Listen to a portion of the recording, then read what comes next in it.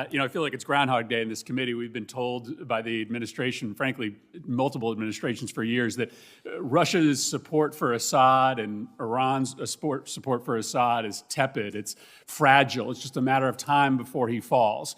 The truth of the matter is they were always willing to do more than we were in Syria to protect their interests, and that is likely the exact same case here in Venezuela. And so our policy has been misguided by fundamentally flawed assumptions from the beginning.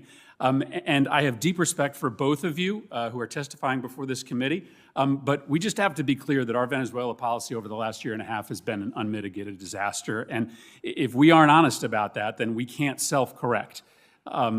We have to admit that our big play, recognizing Guaido right out of the gate and then moving quickly to implement sanctions, just didn't work. It didn't.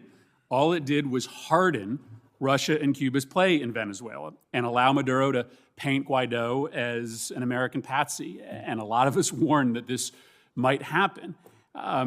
We could have used the prospect of U.S. recognition or sanctions as leverage. We could have spent more time trying to get European allies and other partners on the same page. We could have spent more time trying to talk to or neutralize China and Russia early before we backed them into a corner from which they are not moving. They are not moving.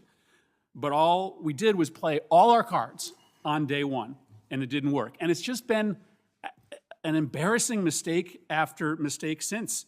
First, we thought that getting Guaido to declare himself president would be enough to topple the regime. Then we thought putting aid on the border would be enough.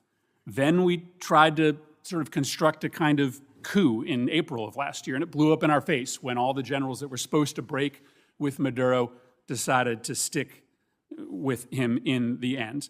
We undermined Norway's talks last summer, and then this March we released a transition framework that frankly is almost a carbon copy of the very one that was in front of the parties last year.